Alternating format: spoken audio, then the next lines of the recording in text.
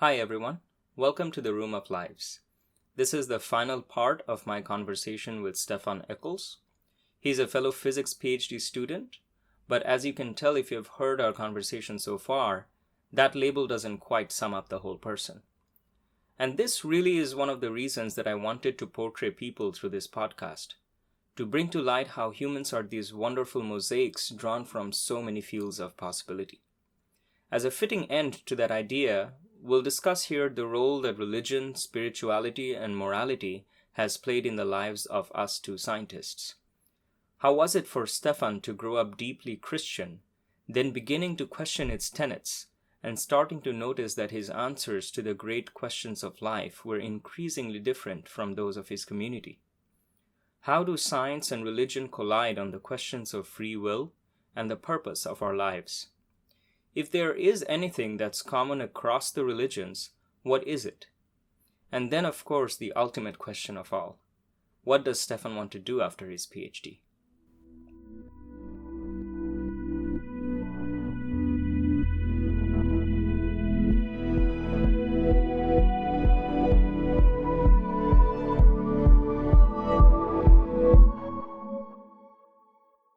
We plan to talk a little bit about the influences of religion and spirituality in your life. Oh, yeah. And I guess the best place to start that would be, you told me that growing up in a Christian family in Mormon, Utah was a very formative stage of your life. Could you tell me a little bit more about that? Oh, yeah, definitely. They're kind of different. We're going on simultaneously, but I could give one and talk about what it's like to grow up in Mormon, Utah, but more my Christian background, I guess.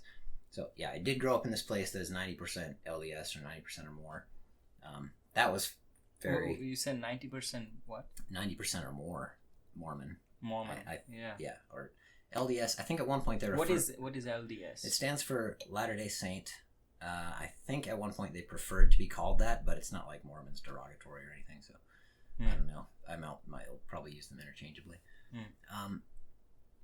So overall, I thought it was a great experience because they're usually pretty nice people, just as a rule, from what I understand. I did feel a little excluded from some things. Is there an actual rule that if you're a Mormon... you have to be nice? Yeah.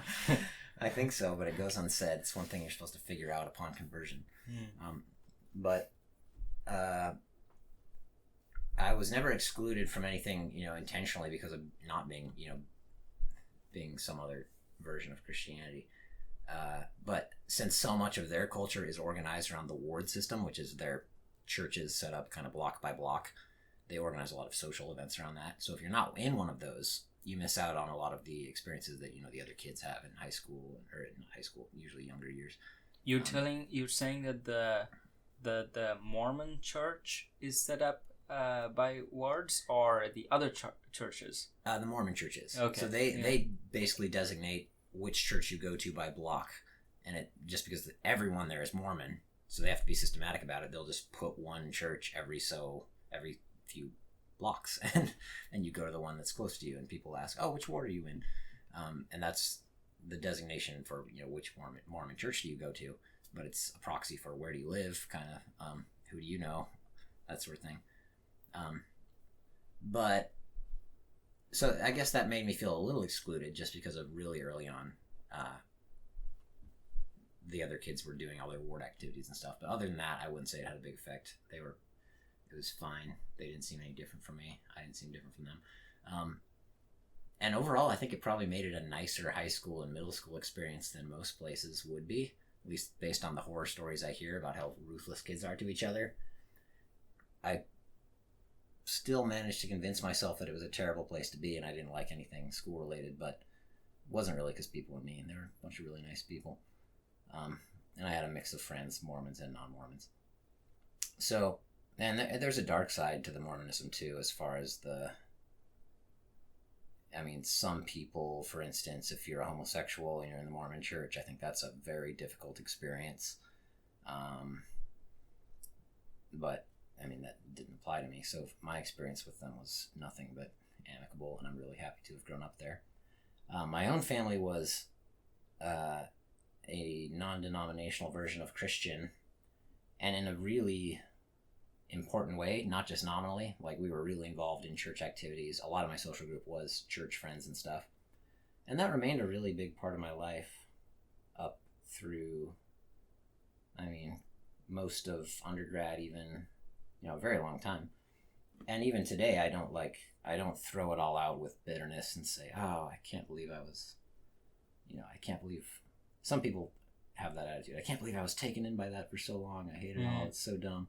Whatever. I still take a lot of depth from it, or I think it was, forming who I am morally. A lot of my ethics understanding comes from that still. It probably makes me a nicer person than I would have been otherwise, like if left to my own devices, because part of it was training yourself to actually care about people. And I'm a relatively... So you believe that kind of training is possible? Yeah, I think so. Yeah. I think so. At least I knew that I could, when I was practicing really for religious reasons, to view people in the way that I was supposed to view them. I did. Like, I pretty effectively could. And I felt, be pretty non-judgmental and, indiscriminate or whatever. Probably everyone feels they're like that, but but anyway, I think it, I don't know how well I've managed to hang on to that, but I think however well I learned, the technique of training myself into that, all those years, I think it was very useful practice. In other ways, let's see. I feel like a lot of people here, not here specifically, but, in liberal academia or just non-Christian circles generally, are quick to make fun of it in a way that I wouldn't be. You mean Mormon? No, I'm Mormons, talking about Christianity in general. Mormons as well. Just religion. Any religion, yeah. Yeah. But I think I always feel they have some caricature version of what the faith is. But to be fair to them, it's not entirely a straw man. There's probably some large percentage of that faith that does have the caricatured, ridiculous version of the belief.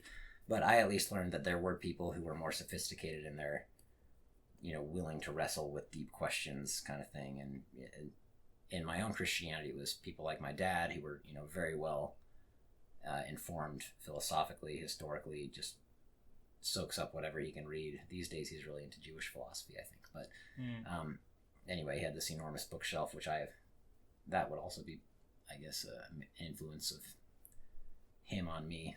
The things I picked off of his bookshelf, got into history and philosophy that way. But there is a brand of Christianity, at least, and other faiths, I'm sure, that isn't just, or they're more acknowledging of the human aspects of the human influences in Christianity over the years, whereas some people just have this really dumb, naive view that it fell out of the sky and it's always been this way. There's people like my father. He's the one example I would go to repeatedly, but there's a lot of people like this who go back to really ancient views in the church and get what they can out of the theology and how it's evolved over time. And I don't think that's all worthless even now, even though I don't consider myself a Christian, partly just for historical reasons, like in the same sense that any history is maybe interesting, worth learning about. The history of at least Europe and early America is very embedded in Christianity. So for that reason, it's interesting. But a lot of the philosophical debates that are otherwise interesting had their analog in early Christianity, and probably other faiths too, but the ones I know about is usually early Christianity. I'm trying to think of an example. Something that, like one thing that we've talked about is like free will, I guess. Where does it come from, or is it real, or is there any room for it in a world that's physically determined, by physical laws? The analog of that in Christianity is there was this idea of a God who is sovereign in the sense of God is responsible for creating this entire universe, and therefore he's responsible for you and everything you do. How does your freedom come about, if there is such a thing, and how are you to blame? How are you morally responsible for anything you do? That's the Christian version of the same debate we could have, in completely secular circles of, what role does free will have, if any, and how do you, if you have a view that minimizes it, how do you reconcile that with just your subjective experience? And then how does that inform your view of morality and punishment, criminal justice system? Like, all those debates have an analog in really early Christianity. And I think there were some very insightful things said back then, which can't be thrown out just because they were coming from a Christian framework, any more than now I would throw out Plato or something because he's so, it's such a foreign way of thinking. I think there's a lot of rich thought in the dialogue, I guess, over history. Let's see, other ways. I don't know. Is there anything specific you wanted to ask about as far as how it shaped me? Or? Well, I'm a little curious about, so you grew up in a Christian family, but then you went down the route of academia, and particularly physics, that aims to objectively unravel the cause and the fate of the universe and where we came from, and the nature of the cosmos. In what ways would you say that has influenced or evolved your spiritual or philosophical views? Sure. There's definitely thought to be a strong battle in America between people who have faith and people who look to science, and there is a huge number of people who take the Bible as this literal thing that explains the history of the world, but there's also a ton of Christians who don't see it as that, and I always leaned towards the liberal side of theology, to the extent that some of my friends would probably have called me a heretic if they knew my opinions on things. Like I was definitely around that. People in my church would have taken, the Genesis story, for example, as a literal history rather than, say, something that's supposed to explain our existential place in the universe before God or something like that. But if you have an interpretation like the latter, there is no conflict in the scientific story. If you're just not trying to get science from the Bible, or if you're not trying to get literal history from the Bible, then it's quite easy in that sense to appreciate the science and still feel like it is something that your God could have been responsible for. So I never really had a huge problem with that. The things that bothered me more was that other people did not share my opinion. For one thing, I was like, I guess I'll give a little bit of history of how I eventually decided that I wasn't Christian. And I guess upon going to university, I was still really involved in Christian circles. Like I said, I played in that band for a Christian group. And I actually ended up leading a Christian small group, partly because the older guys who were leading it graduated and there was no one really to take it over. And they were great guys. I still respect them a lot. But anyway, it kind of just fell on my lap of like, you could do it. I guess I could take on that responsibility. But I had a really interesting mix of characters in the class, some of whom I knew would not agree with my views on things. Like if I said even something as simple as, I don't think the Genesis story is literal. This is during undergrad. This is, during undergrad. If I said, well, there were probably any number of topics where if I told them my leaning and my view on, how, the Bible is not this infallible thing, it's a very human created document. Maybe God is speaking through it, but, I would have a view like that. But I could not say that, or I felt like I couldn't, without them considering me a heretic, basically. And this is all kind of in my imagination, because it never happened with that group. It did happen with other people, where I would just be honest about how I felt about things, and they immediately kind of like feared me. Like, oh, you're not one of us. Like, you're a wolf in sheep's clothing kind of thing. And I started to see how much of that whole mindset was fear-based. It was like, there's a small group of people who's like willing to grapple with any difficult question you might have them about how they, philosophically wrestle with the existence of a God versus, and materialistic creation of the universe, or, any number of problems, any question you could throw at them. There's a group of people who is happy to, discuss it and wrestle with it, and they have an answer, and there's a whole variety of answers from that group. and they might not agree with each other. They'll debate it, but at least they'll consider the question. Other people will be like, we're not supposed to ask that sort of thing. I'm like, why are you asking that? Are you not a Christian? And I just started to see so much of it as this fear-based enterprise that it kind of started to, it left a bad taste in my mouth.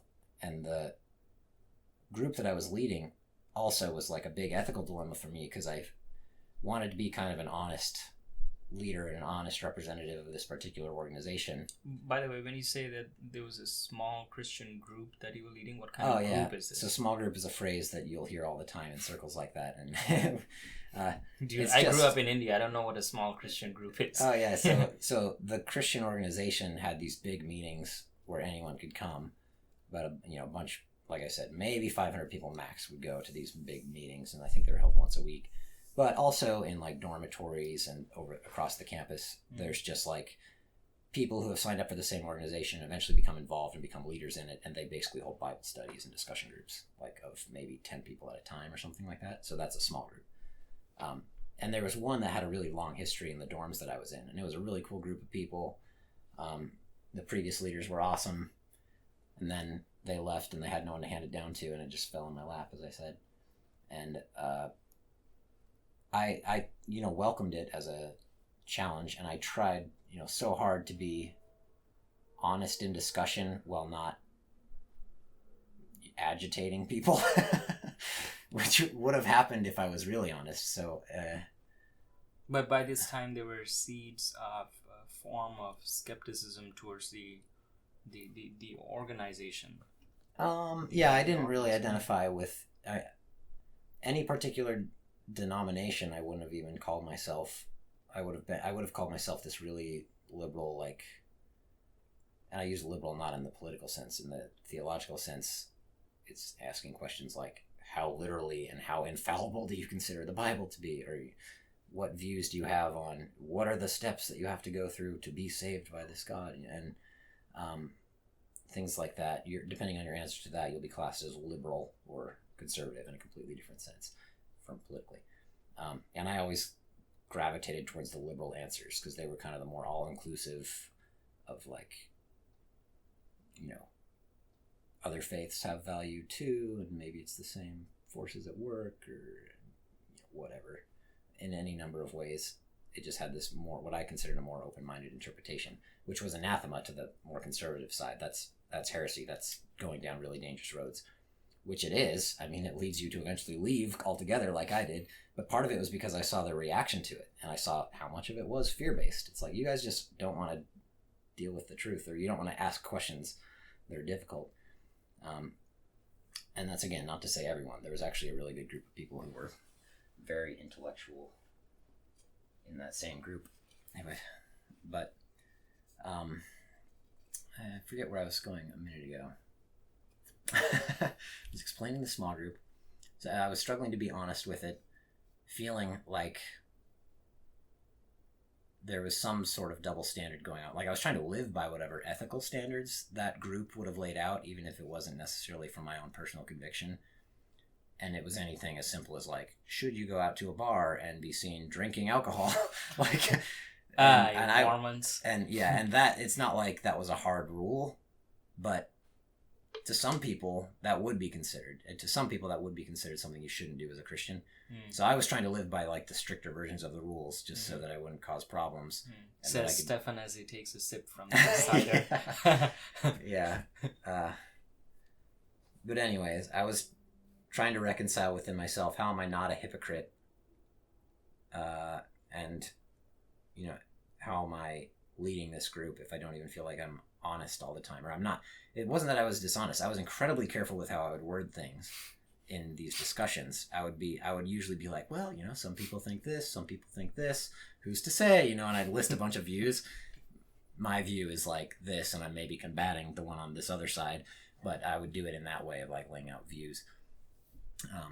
So as I said, I was trying to be as honest as I could, but I felt very not at ease with the situation. So I was really relieved when I graduated and moved on. And for the first time, I was able to look at that same list of topics and just ask myself, okay, if you have to actually answer rather than just laying out the various things that people think and are within the range of possibility, what do you answer to these things? And to a lot of them, I would just say, well, I don't even know. And surprisingly, for the first time in a long time, I felt at home with just saying, I don't know. Even with like the bigger questions of Christianity. I kind of decided I was happy with this kind of agnosticism about whatever this God, well, I came to the conclusion, if this God wanted the people to act a certain way, you know, there's always an ethical component in every religion. If this God was really involved with the universe in that way, he'd probably care more about how we treat people than having the correct 3 pillars of doctrine in your understanding, things like that. And it probably isn't the latter that sends you to heaven. Probably it's more like how you treat you. And that, again, is something that would be anathema to the earlier form of Christianity that I came from. They would call it works-based salvation instead of grace salvation by grace or something like that, where you try and earn it through your own good works. And that's, I mean, you're not supposed to be able to do that in Christianity. So the according to the general doctrine of Christianity, you do not earn salvation by work. Yeah. Is that what you're saying? Yeah. So what is salvation by grace? So it's this idea that Christ came to this earth and somehow paid a penalty for all the wrongdoing, or took some of the suffering caused by your wrongdoing upon himself in some way, in some, you know, greater than just literal event way, or I mean maybe literal event, but in some, you know, grand scheme of things, is doing this move that says, I will not hold you accountable for these things, even, but without me, if my judgment fell upon you, since I'm a perfect God, you would all be just doomed to burn forever or whatever. So that's the grace. It's the gift that's not deserved. So it's divine grace. It's not your own grace. Yeah. And it still seems perfectly compatible to me. It always did. That, well, maybe, you know, Christ creates this pathway, it's not your works that earn it, but it's also not just some doctrinal statement of like, oh yeah, I believe that Christ did that. Like I thought the doctrinal statement was completely irrelevant, partly because, you know, there's so many people in the world who have no version of Christianity as such. But other people would strongly disagree. In any case, that's the type of thing that I would have hated as a young kid. I would have been taught, you know, that's the exact wrong conclusion to come to. You know, it's salvation through your works is a works-based salvation, I guess, is what it's called. But I eventually finally realized, like, giving something a name and saying it scornfully doesn't actually make it the inferior position necessarily. So I thought, I'm actually more comfortable with that. It makes more sense to me. Not that you're earning anything, but just that's what would be more important to this God. So with that, I decided I wasn't a traditional Christian. And then I just decided I was happy not knowing the answers to any of those questions. So, yeah. It's a very long-winded way of describing it. But. Yeah. This just reminds me, the salvation by work reminds me, what was this concentration camp in Poland where they gassed the Jewish people? In Poland, I mean, during the Holocaust, was with the poison gas. So, I just the not Auschwitz. It's Auschwitz. Oh, it is Auschwitz. Okay. I think that's in Poland. Okay. There was this the iron gates leading to the concentration camp, through which the railroad tracks went, had this lettering on it that said Arbeit macht frei, and it means work will set you free. And they would have to do forced hard labor in those camps. I mean, I'm not drawing any parallels. It's just that when he said salvation by work was not along the lines of the general Christian doctrine, it just reminded me of this Auschwitz Yeah, motto. it is the exact same wording. Now you could maybe say that's an American ideal. Yeah. So I remember you telling me at some point that as you stayed in academia and you became increasingly more liberal and skeptical of the conservative view, it caused some degree of feeling more distant and unconnected from the Christian community of friends, and I don't know if this includes relatives, that you came from, and that this was in fact a source of some stress in your life. Could you tell me a little bit more about that? The Absolutely. nature of this? Yeah, there's people in that very same small group and people that I knew from undergrad days, from childhood, where our relationship was based around our church community and family. Yeah, I mean, some huge percentage of the people I spent a lot of time with and cared about were part of the Christian faith. And again, not just in some nominal, like, oh yeah, we if you asked us what religion we are, we'd say Christian, but no, very involved and very, very real part of their daily life even. And leaving that behind, sad for me, but also the fact that now I know that it's sad for them, because depending on which one I'm talking about, they might now, consider me just a lost person, or I don't know what any individual of them would say about what that means for me in the grand scheme of things, but it's inevitably a sad thing for them, because it would have been for me. Anytime someone you respect or someone you care about or someone you're close to leaves your faith, that's kind of a little blow in a pretty personal way. And it made me, I didn't receive a ton of judgment, people just saying you can't talk to me anymore, but I felt like I didn't know how to talk to some people who I used to be very close to.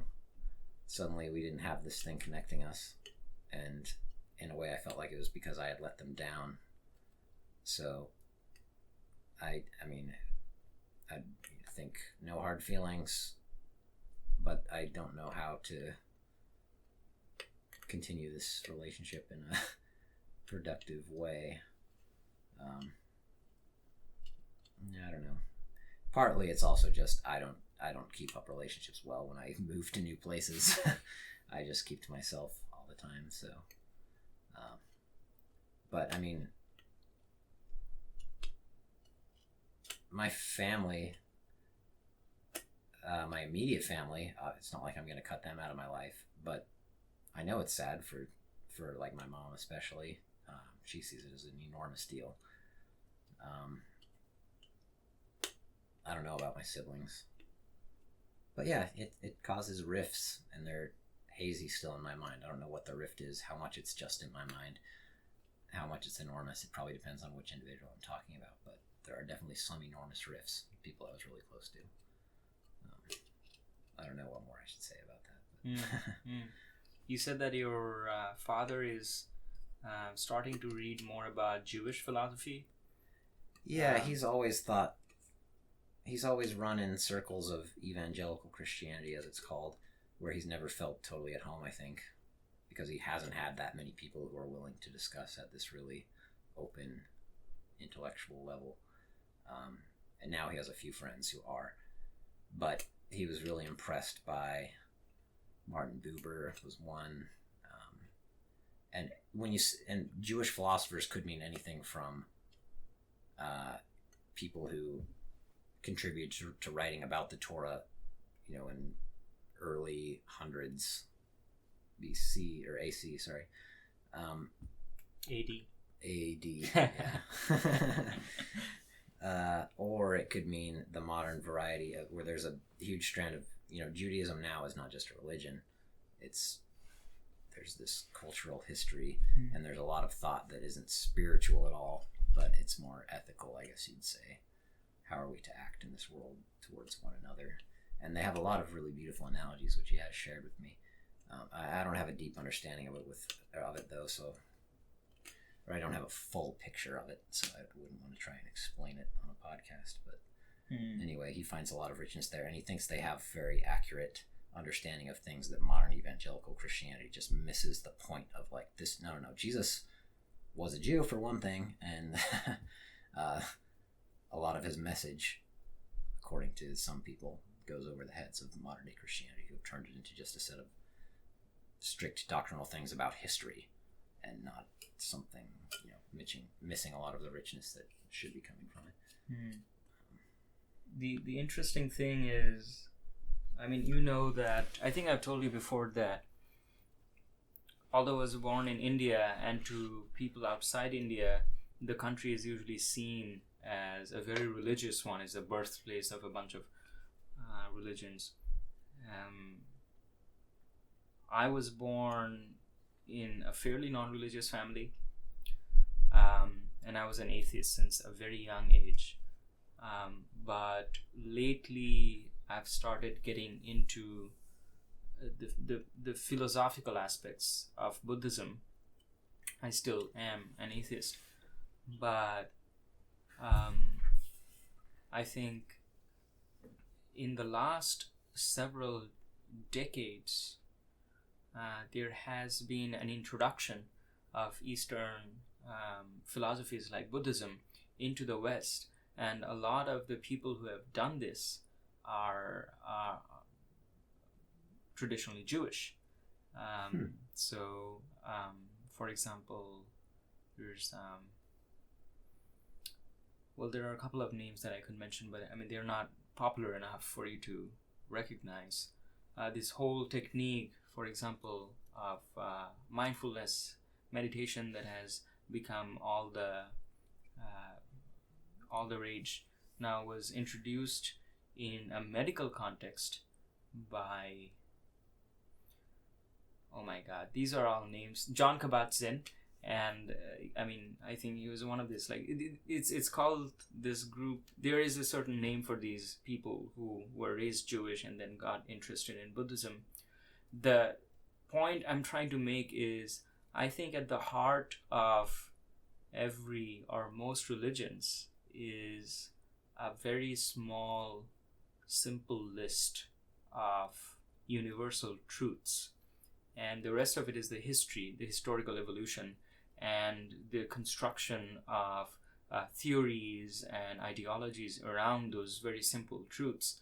And the simple truths are universal and they're common across all of the religions, but all of the rest of the stuff take their very different forms depending on the culture and the historical evolution of the people who pass these down the generations. And these could take very different forms depending on their particular cultural history. So I think this is just my opinion, that once you start getting closer and closer to the true core of any religion, you start getting closer to the true core of all religions. And I think the really central message there is something that is independent of cultural context, that's independent of any ethnic considerations or any kind of historical considerations. It's a message of tolerance and I think it's a message of trying to understand the other person's point of view.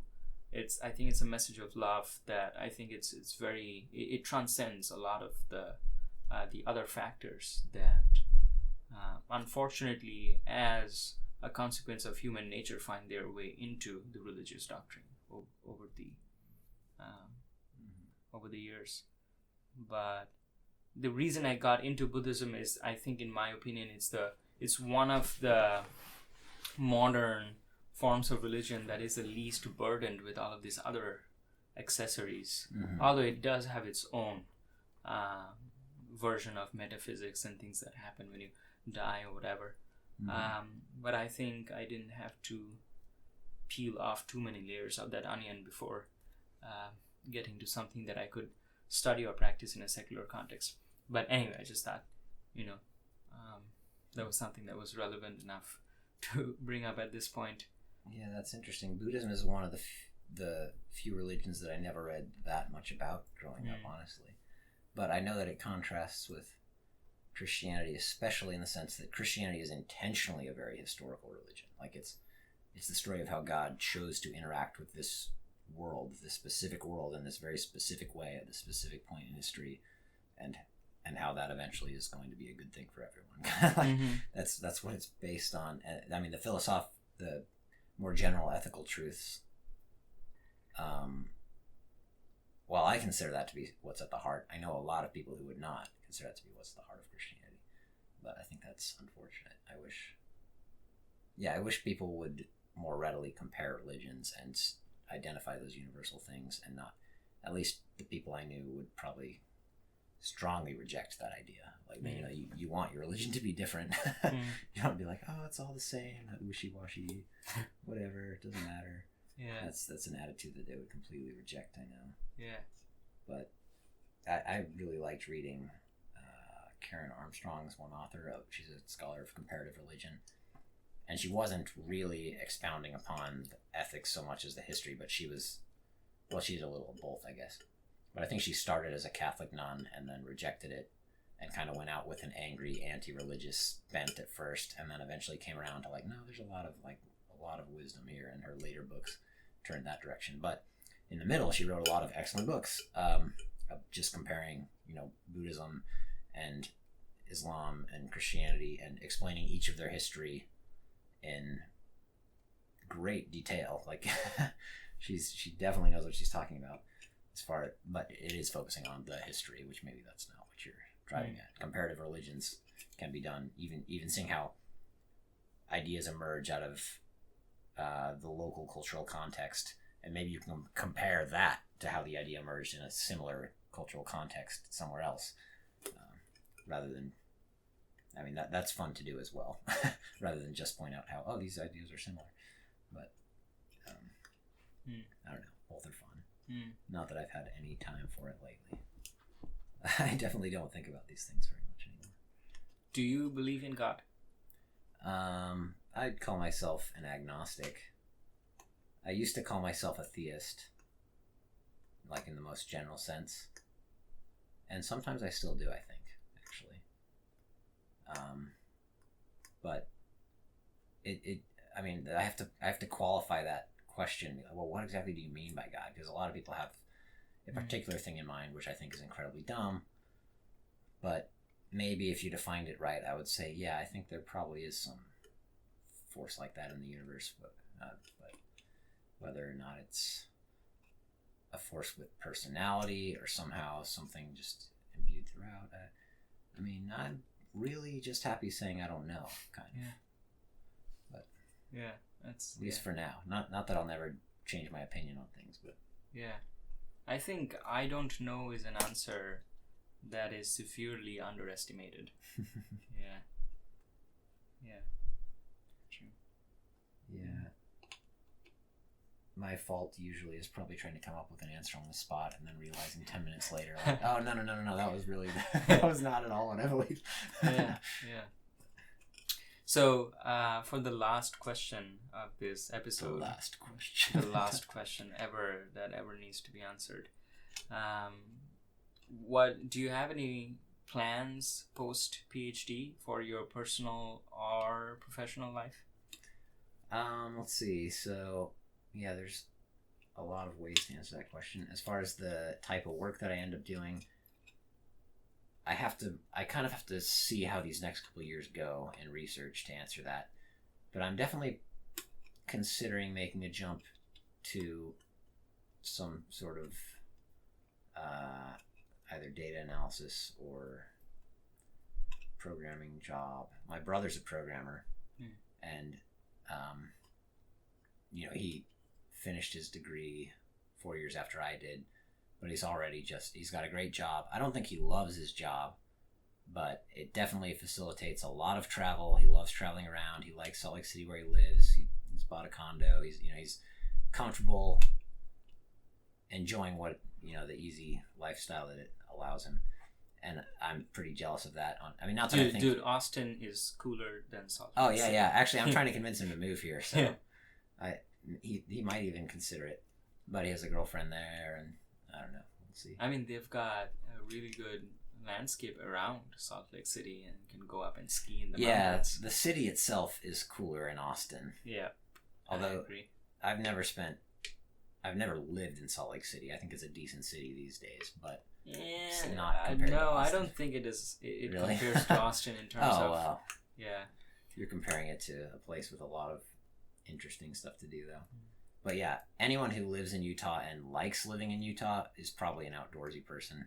They're there for the Red Rock down south or the mountains nearby and the skiing and stuff like that. So yeah, I've considered trying to go a route more like that and just finding a job that is moderately interesting but pays the bills, kind of thing. Whereas before, I always would have said interest in what I'm asked to do in a problem-solving sense is my highest priority by far. I think it still is. I think I'll come back to that. I think I'd be dissatisfied if I was in something I considered boring, no matter how well it paid. But I'm trying to be more open-minded about possibilities. Other than that, I can't say much career-wise. I have a girlfriend who lives in Colorado, and she's tied to archaeology jobs. So it will probably be different if I stay in strict physics academic jobs and she stays in strict archaeology jobs. It will probably be a long challenge to land us a place where we both have a job that we like, and we're both pretty career-oriented people, I'd say. Other than that, I would really like to get back into nature out west. I love the western United States a lot. I love the Rocky Mountains and the Utah, Arizona, Colorado deserts areas. But the fact that I picked up jiu-jitsu since I came here, now I think I might have to go somewhere with a jiu-jitsu gym. I'm just that addicted to it. So that really, I would have been happy to live in a really rural area. Wow. Okay. Now it's like, well, it has to be at least big enough to have some jiu-jitsu gyms. Man, this jiu-jitsu must be... It's pretty good. Free advertisement for Empire Jiu-Jitsu. Great little place. Learn from... Hey, you're not supposed to advertise on my... No, it's happening. Rule. You can do it. Yeah, the selling point, or one of the selling points, was the professor there was Christina Dell, fantastic teacher. She's one of the only she's the only female black belt that Helson Gracie ever had, I believe.